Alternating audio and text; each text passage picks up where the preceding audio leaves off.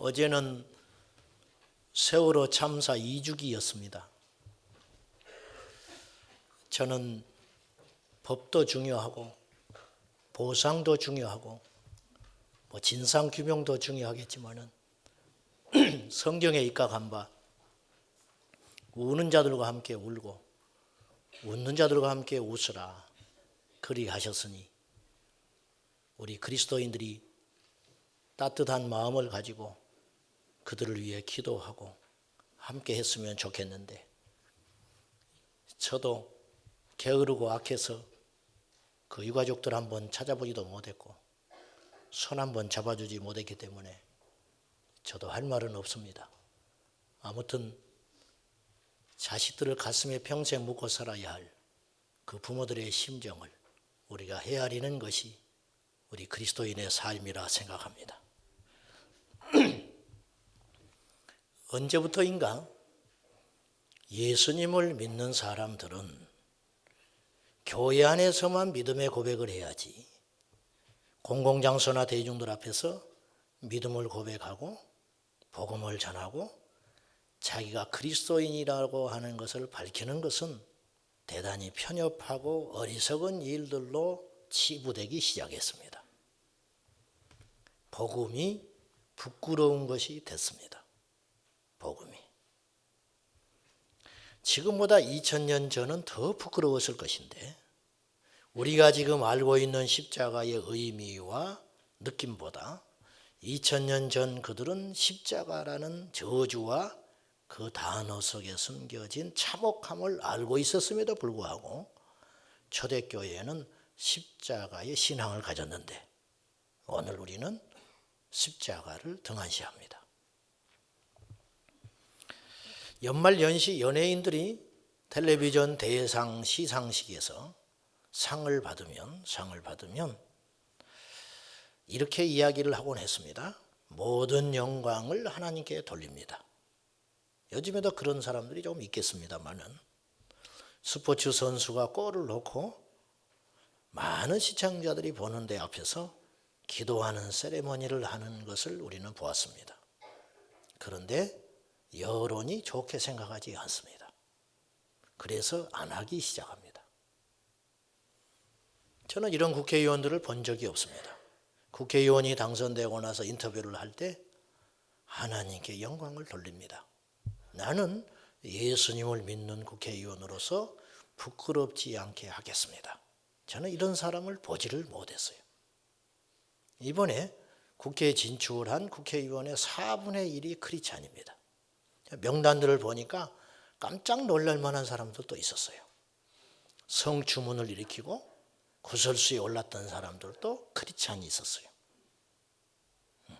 저는 그들을 비난할 생각은 없지만은 제가 말씀드리려고 하는 것은 공인이 그리스도인이라고 밝히는 순간 그에게는 수많은 불이익이 따라오는 세상이 됐습니다. 그래서 복음을 자랑하지 못합니다. 그리스도인들이 텔레비전 앞에서 대중들에게 예수님이라는 단어를 말하기가 얼마나 어려운 시대에 우리가 살고 있는지 우리는 잘 알고 있습니다. 오늘날 거의 아무도 심지어 스스로 그리스도인이라고 자처하는 사람들조차도 주 예수 그리스도로만 구원받을 수 있다고 하는 구원의 유일성과 우리 하나님의 우월성을 입 밖으로 표현하지 못한 채 애매모호한 중도적인 입장을 취하고 있습니다. 심지어 교회 강단에서조차도 기독교 신앙의 우월성, 여러분 우리 하나님은 누구와 비교해서 뛰어난 분이 아닙니다. 오직 많은 신 중에 그분이 우월하고 강하시기 때문에 우리가 그분을 믿는 게 아니고 우리를 낳아준 부모가 유일무이하게 한 분이듯이 이 땅에서 우리가 아비라고 부를 수 있는 존재는 오직 한 분이듯이 이 땅에 오직 하나님이라고 부를 수 있는 분은 그분밖에 없기 때문에 우리가 믿는 것인데 이것을 내려놓기 시작했다는 것이죠. 다 잊어버려도 좋습니다. 그러나 반드시 잊지 말고 기억해야 할 것이 있습니다. 10계명의 10개를 다 외우지 않아도 상관없습니다. 그러나 제1계명은 잊지 말아야 됩니다. 너는 나 외에 다른 신을 내 곁에 두지 말지니라. 이것만 지켜도 이것만 지켜도 우리는 하나님의 보호하심과 인정을 받으며 살 수 있는데 이것이 무너지고 나니 9개 계명이 의미가 없게 돼버린 거예요. 하나님만을 유일하신 나의 구주여 하나님이라고 고백하는 자가 어찌 거짓말하겠습니까? 어찌 그 고백을 하는 자가 간음하겠습니까? 어찌 그 고백하는 자가 도적질하겠습니까? 그러나 이것이 되지 않기 때문에 코람데오 내가 하나님 앞에 서 있다는 의식, 우리 하나님이 유일하신 신으로 나와 함께 하신다는 사실을 망각하고 살기 때문에 모든 이 땅의 불행과 저주가 일어나고 있는 것입니다. 저는 오늘 값비싼 기독교 세 번째 시간인데 오직 하나님만 섬기라. 이 제목과 주제를 가지고 말씀을 나눌 것인데 사실은 개운치 않는 마음으로 사실은 슬픈 마음조차 들 정도로 이 주제를 가지고 설교할 수밖에 없는 현실이 개탄스럽습니다. 보십시오. 교사분들을 앉혀놓고 예를 들면 이제 막 그 수많은 경쟁률을 뚫고 공부를 많이 해서 신임 교사로 발령을 받는 선생님들을 앉혀놓고 마지막 연수를 마치면서 여러분들 소명을 잊지 마시오. 훌륭한 선생님이 되시오. 아이들을 진심으로 사랑하시오. 이런 소리 할 필요 없어요, 사실은. 교사가 되겠다고 하는 순간 이것은 갖춰야 되는 덕목이라는 것이죠. 우리가 그리스도인입니다. 예수님을 믿겠다고 여러분들 스스로 이 자리에 와 계시는 겁니다. 그러면 그건 뭘 의미하냐면 하나님만 섬기겠다고 고백하는 걸 전제하고 앉아 있는 겁니다. 그러니까 말할 필요 없어야 되는데 안 되니까 또 말을 하는 거예요. 한경직 목사님 돌아가시기 전에 목사님들이 다 모여있는 초청된 자리에서 목사님에게 한마디 고언을 하라고 부탁했을 때 한경직 목사님 같이 큰 영적인 거목이 과연 무슨 말을 하실까? 침을 삼키면서 기다리고 있는데 목사님의 말씀은 뜻밖의 이 한마디였습니다. 목사님들 예수 잘 믿으시오. 목사님들이 예수를 제대로 안 믿는 세상이 됐다고 말이죠. 목사님들이 예수님을 제대로 안 믿으니까 교회가 엉망이고 세상이 엉망이다. 할 필요가 없는 말을 해야 할 상황이 됐다 이거예요. 오늘 그 심정이 저와 여러분에게 있는 것입니다. 자, 오직 하나님만 섬기라. 이 말은 어떤 의미가 담겨 있느냐? 첫째, 지금까지 섬기던 거짓 신들을 버리라. 그런 말입니다. 자, 14절 봅니다. 같이 봅시다.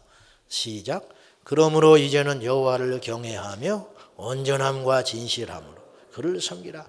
너희의 조상들이 강 저쪽과 애굽에서 섬기던 신들을 치워버리고 여호와만 섬기라. 여러분, 여호와 하나님만을 섬기려면 전제 조건이 필요합니다. 그게 뭔지 아십니까? 다른 우상 신들을 치워야 해요. 누차 이야기하지만 이스라엘 백성들은 하나님을 사실은 떠난 적은 없어요.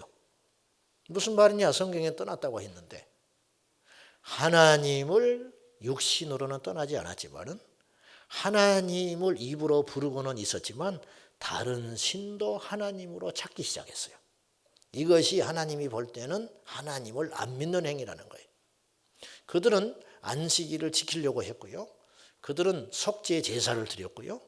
그들은 철저히 하나님께 율법을 지키려고 나름대로 애를 썼어요. 문제는 무엇이냐? 그들이 말씀을 허그러뜨리며 우상을 숭배하기 시작했다는 거예요. 즉 그들이 세상의 보험을 들기 시작했다는 거예요. 하나님으로는 불안한 거예요. 하나님만 섬기자니 막막한 거예요. 태풍을 막아줄 신이 필요했어요. 가뭄을 해결해 줄 신이 필요했어요. 흉작을 막아줄 신이 필요했습니다. 옛날에. 나의 건강을 지켜줄 신이 필요했어요. 그래서 그들은 하나님께 제사하고 돌아오는 길에 우상 앞에 또다시 보험을 들었어요. 이것이 영적인 간음이에요. 그러니까 하나님만 섬긴 적은 별로 없었어요. 오늘 이것을 우리에게 요구하는 거예요. 사랑하는 여러분, 여러분이 이 자리에 와서 예수를 믿는다고 고백하는 순간 세상의 신들은 포기해야 됩니다.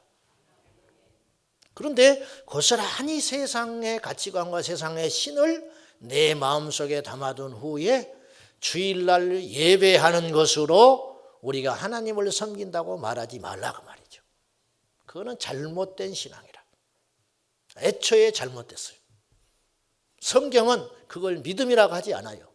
성경은 그것을 하나님을 섬긴다고 말하지 않습니다.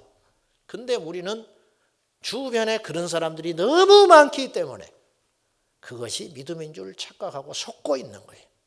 그래서 마지막 날에 내가 주여 주여 하였는데 나는 어찌 지옥에 가냐 따질 사람들이 상당수 있을 것이라고 말이죠. 2015년 LA 중앙일보 미주판 1월 20일자 6면 기획기사. 제가 왜 이렇게 자세히 이야기하는지 이제 조금 있으면 이유를 알게 됩니다. 작년 1월 20일 날 6면 기획기사에 특집 타이틀이 실렸습니다. 신년 운세 점집 두드리는 한인들. 이 실태를 보도를 했는데 특집 기사에 의하면 점치는 손님들의 대다수, 즉 80% 정도가 기독교인이다. 특히 웹사이트에 접속하여 점을 보는 젊은이들의 대다수는 크리스찬이었다. 나아가서 경제적인 어려움과 청빙 문제로 철학원을 찾는 선교사와 목사도 있었다. 무속인 왈, 선교지를 나갈 때 어디를 가야 하는지 묻는 경우도 상당수 있다. 선교사님이 내가 선교지를 가야 되는데 여기를 가야 됩니까? 말아야 됩니까? 하나님께 묻지 않고 귀신한테 물어보는 거라. 울어야 될지 웃어야 할지 모르겠어요. 목사님이 목회를 할 청빙지가 없어서 어렵다 보니까 하나님께 기도하다가 응답은 없고 지쳐서 그러는지는 모르지만은 점장이한테 찾아가지고 나의 목회지는 과연 언제쯤 나올 것 같으냐. 누가 나에게 여기를 오라고 그러는데 여기를 가는 것이 맞겠냐 가는 것이 맞지 않겠냐. 이것을 귀신한테 물어본다고 말이에요. 이 정도 지경이 돼버렸다는 거예요. 그럼 미국의 한인 교포사회에만 이런 문제가 있는가? 아닙니다. 우리나라 어느 목사님 사모님이 동창회에 갔어요. 근데 그 동창회에 오랜만에 갔는데 그 동창 중에 부천의 모 교회를 다니는 집사님이 계셨어요. 근데 이 집사는 부끄러운 생각도 없이 사모님 앞에서 미아리 점집의 단골이라고 이야기를 했어요. 근데 그 점집이 유명한 터라 그 점집을 아는 사람이 또 동창에 있었어요. 둘이 이야기하는 거예요. 사모님 앞에서. 그러다가 이런 말을 하기 시작했어요. 그 점집이 지점을 냈다. 부천에다가 냈으니까 당신 미아리까지 그렇게 다닐 필요 없다. 좋아하면서 그 자리에서 저를 받아가지고 전화를 했어요. 내가 언제쯤 가면 좋겠는가? 손님이 많으니까 예약을 해야 되는 거예요. 금요일 날 저녁은 안 된다. 왜 그러냐? 손님이 많아서 그러냐? 이 무속인 왈 기가 막힌 소리를 했어요. 금요일 날은 금요철야 교회를 가야 한다. 그러니까 와도 점을 봐줄 수 없다. 오늘날 교회가 얼마나 영역이 없어져 버렸냐면은 귀신 들려 점하는 점장이가 교회에 가도 무섭지 않는 교회가 됐다는.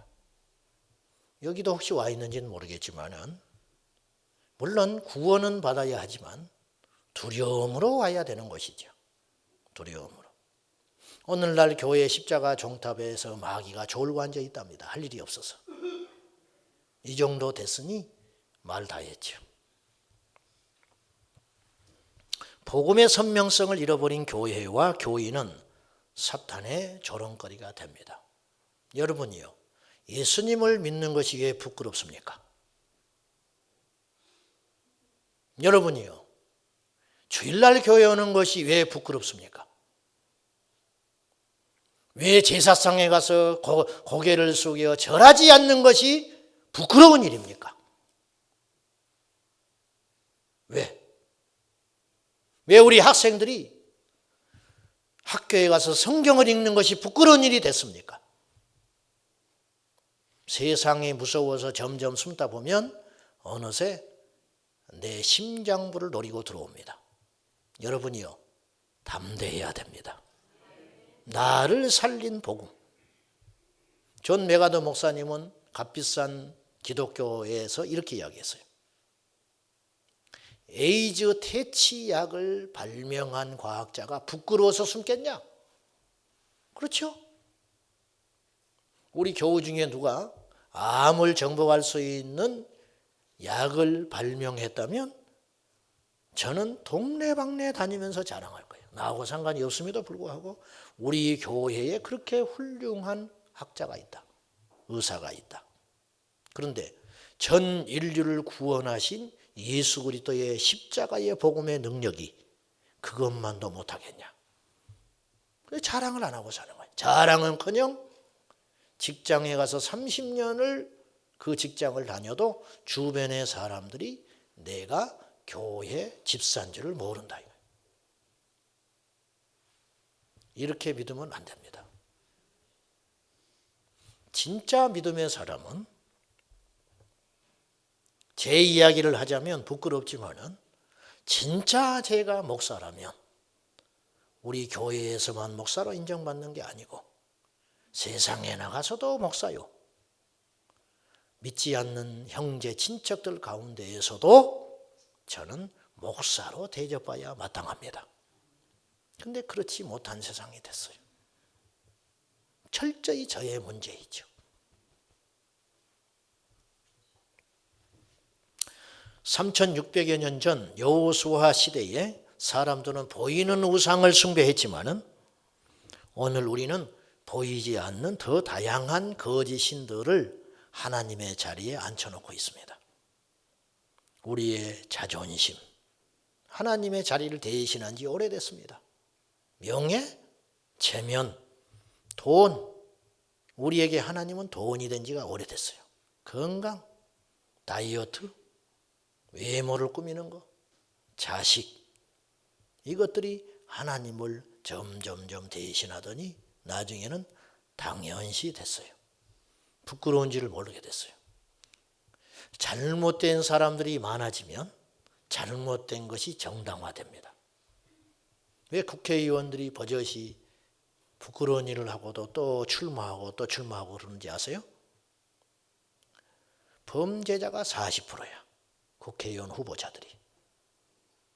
그 사람만 그랬다면 그 사람은 다시는 고개 못 들고 출마 못해요. 나만 그랬냐 이거예요. 다 그런 것이지.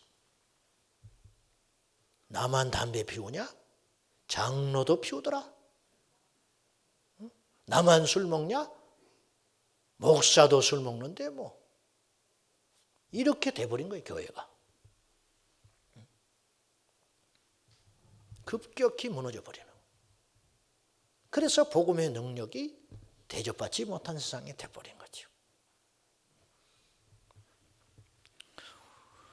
우리에게 질기고 질긴 자아의 우상이 있습니다. 우리 안에. A.W. 토저는 이런 말을 했어요. 당신이 하루 종일 제일 많이 생각하는 게 뭐냐? 그게 하나님이다. 당신이 제일 많이 출입하는 장소가 어디냐?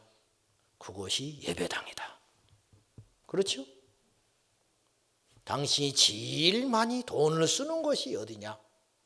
그것이 하나님이다. 맞는 말이에요.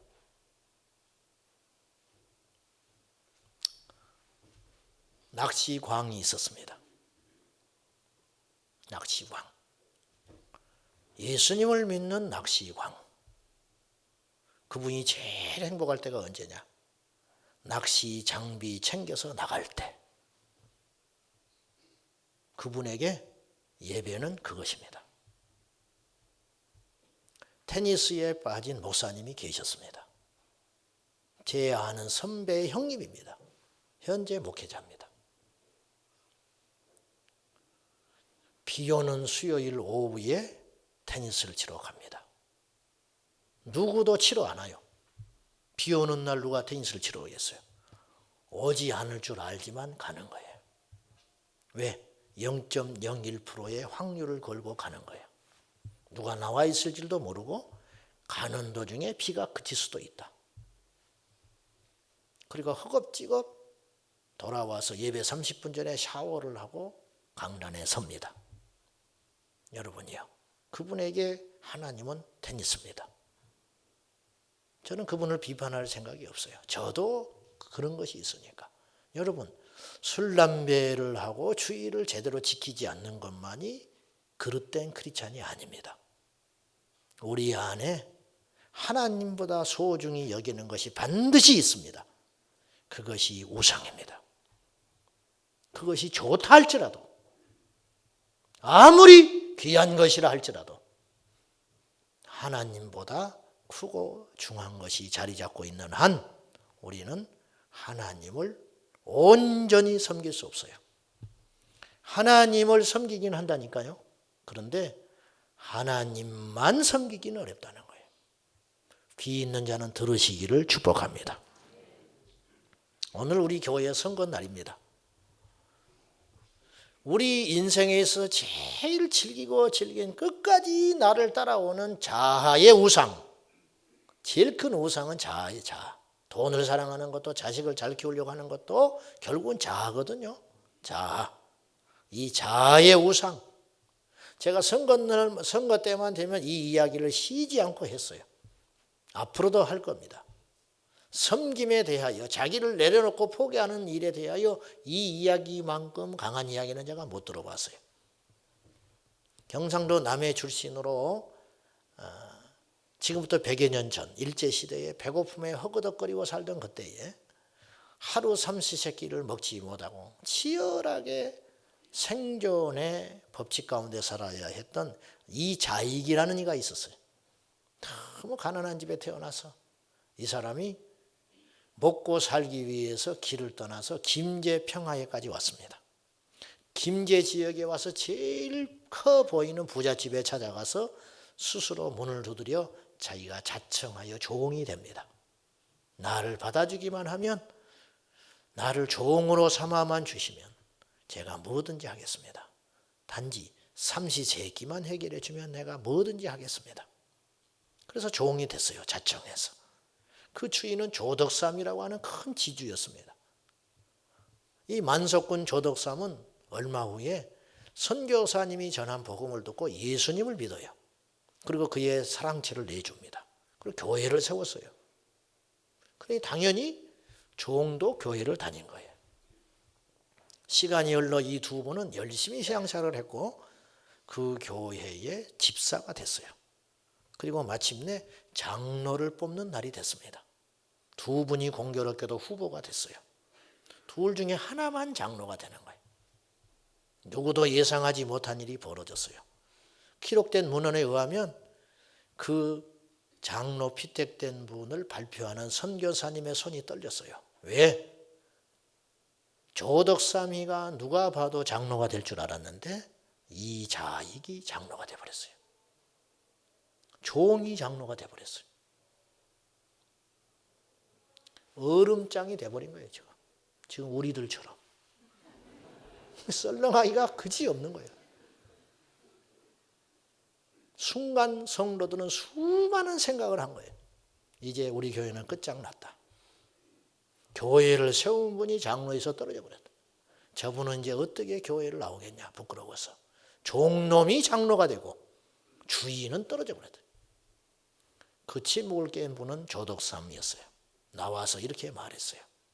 여러분, 잘 선택하셨어. 신앙으로 보나 인격으로 보나 무엇으로 보나 이자익 집사는 장로감입니다. 저는 오늘부터 우리 장로님을 잘 모셔서 우리 교회를 섬길 것입니다. 박수치고 환호했어요. 그리고 그 다음 해에 조덕삼은 장로가 됩니다. 훗날에 자기 종 이자익이 말씀의 은사가 있다는 걸 알고 이자익을 평양에 보내서 신학교 입학시켜서 목사를 만들어요. 그리고 그분을 자기 교회 목사로 청빙을 합니다. 그리고 조덕삼 장로는 이자익 목사님을 섬겨서 교회를 꾸려가요.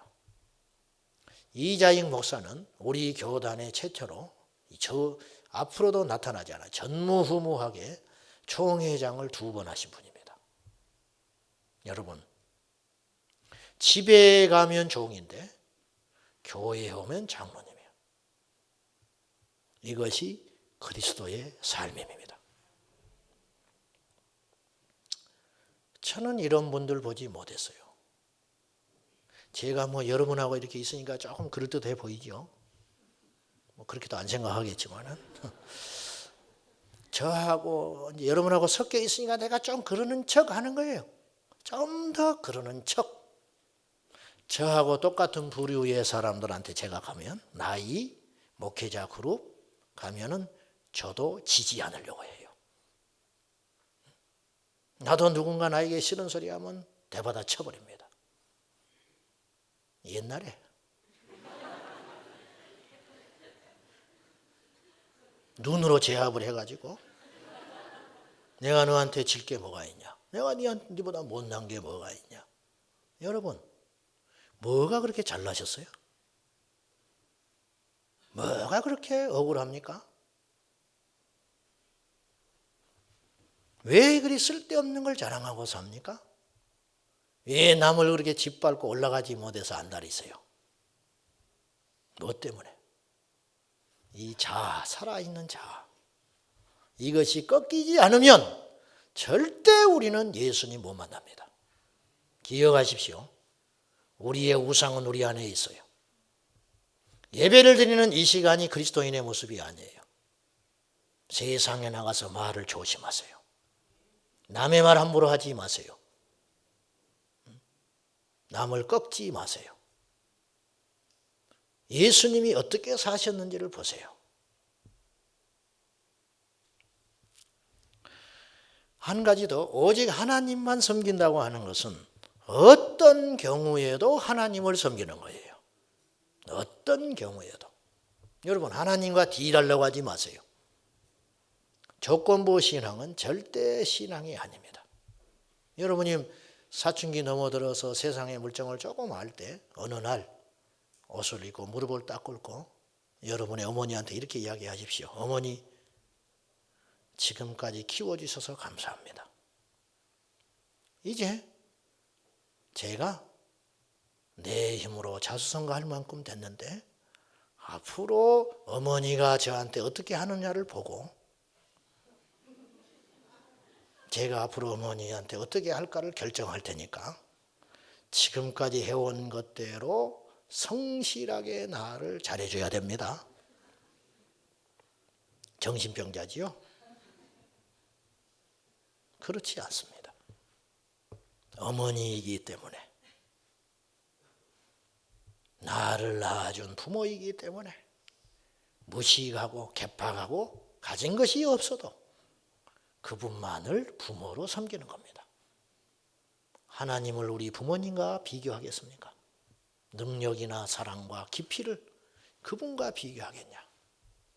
어미는 자식을 버릴지라도 여호와는 버리지 아니하신다. 주님은 그래야 하셨거든요. 여러분, 제가 보니까요, 아이 낳아놓고 너무 피곤하니까 애 젖을 먹여다가 떨어뜨리더라니까요. 애를 젖을. 자, 부모의 사랑은 죽더라도 않는 것인데 어쩔 수 없이 떨어뜨리더라고. 이게 인간이 가진 한계라. 하나님은 한계가 없는 분이에요. 하나님은 광야에서요 40년 동안 만나를 쉰 적이 없이 주셨고, 우리는 그것만 기적으로 생각하는데 불기둥과 구름기둥 만나 메추라기 생수가 터지는 거 이것만 기적으로 생각하는데 신명기 말씀에 의하면 그렇지 않아요. 신명기 말씀에 광야 40년을 마감하면서 모세가 마지막 설교를 할 때 이렇게 설교합니다. 40년 동안 지내오면서 옷이 헤어지지 않았다. 여러분, 애굽에서 밤에 탈출하여 나올 때 입고 온 옷이 떨어지지 않았다는 거예요. 지금 이런 옷이 아니잖아요.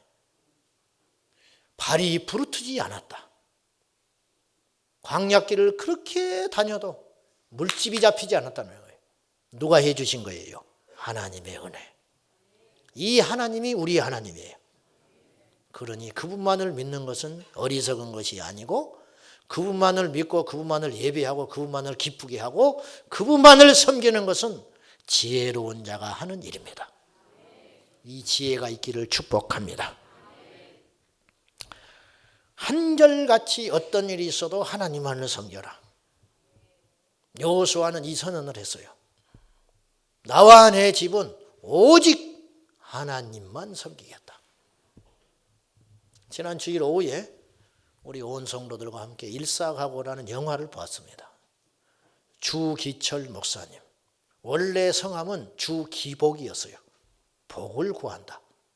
그런데 예수님을 믿고 이름을 바꿨어요. 기독교 신앙을 철저히 신봉한다. 그래서 주기철로 바꿨어요. 그 영화를 보는 내내 제 마음에 오버랩이 됐어요. 나는 저 목사님처럼 견딜 수 있을까? 나는 목사이기 때문에 우리 공동체 가운데 있기 때문에 여러분을 섬겨야 하는 자리에 있기 때문에 더 남다르게 그 영화를 봤어요. 나는 저 유혹을 이길 수 있을까? 나는 끝까지 견뎌낼 힘이 있을까? 부끄러웠어요. 그리고 영화가 끝나고 나왔을 때 우리 성도님들의 눈초리가 나를 이렇게 말하는 것 같았어요. 너도 저렇게 될 수 있지? 너 말 번듯하니 잘하잖아. 다른 목사님은 난 모르겠다. 너는 그렇게 해야지. 그렇게 압박을 하는 것 같았어요. 영화를 괜히 보러 왔구나. 그런 생각도 한편으로 들었어요. 너는 저럴 수 있냐? 그렇게 해야지요. 그렇게 할 수 있도록 기도해 주세요. 이렇게는 말할 것 같아 내가. 근데 그건 답이 아니야. 그런 대답은 둥그스름한 대답이야. 그러면 기도 안 해준 사람 탓이잖아. 예라고 말을 할 수 있어야 하는데. 예라고. 주기철 목사님이 타협하고 자기 정당화를 하려면 수십 가지 이유가 있었을 거예요. 내가 살아남아서 훗날에 교회를 다시 추스려야 한다. 꼭 죽는 것만이 순교냐? 산순교도 있지. 내가 이만큼 고생했으니까 살아남아서 훗날에 교회를 세워야 하지 않느냐. 처자식도 있지 않냐. 예수님도 돌아가실 때 어미를 부탁했는데 도망가려면 수십 가지의 길이 있었을 터인데 그것과의 싸움에서 주기철 목사님은 승리한 거예요. 그것이 더 어려웠을 것 같아. 육체로 당하는 고난보다 끊임없이 밀려오는 사탄의 잠수 앞에 이기는 것은 결코 녹록지 않았을 거예요. 여수 예양원 목회하던 손양원 목사님 여순 반란 사건 때 두 아들 잃고 북한 계려동들이 침입했을 때 성도들이 돈을 모아서 피신을 시키려고 배를 한 척 샀어요. 나룻배를 타서 피신시키려고. 그때 손양원 목사님이 단호하게 거절했습니다. 아버지의 집을 두고 어디를 가는가. 그리고 그분은 예배당에서 순교했어요. 사랑하는 여러분, 앞으로 다가오는 세상은 만만치 않은 세상이 기다리고 있다는 걸 기억하셔야 됩니다. 핍박이 올 때, 환난이 올 때, 그보다 더 분별하기 어려운 유혹이 올 때 우리는 하나님만 섬기겠다고 선포할 수 있는가? 사랑하는 여러분, 기독교는 값진 신앙입니다.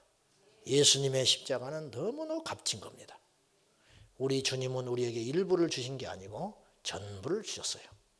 우리도 값진 믿음으로 타협하지 말고 좌로나 우로나 치우치지 말고 성경에 기록된 말씀대로 똑바로 행하여 하나님만을 섬기는 내가 신으로 섬기고 있는 모든 것들을 포기하고 내리고 오직 하나님만 섬기고 나아가는 저와 여러분 꼭 되시기를 축복합니다. 기도하겠습니다.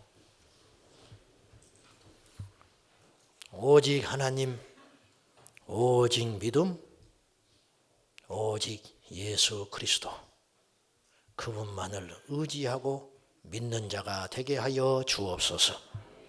내 안에 숨겨진 우상들이 낱낱이 드러나게 하시고 이 시간 다 처리하게 하여 주셔서 내 자아가 죽고 혈기가 죽고 욕심이 죽고 이기심이 죽고 예수 그리스도의 그 귀하신 주님만이 사는 역사 일어나게 하여 주옵소서.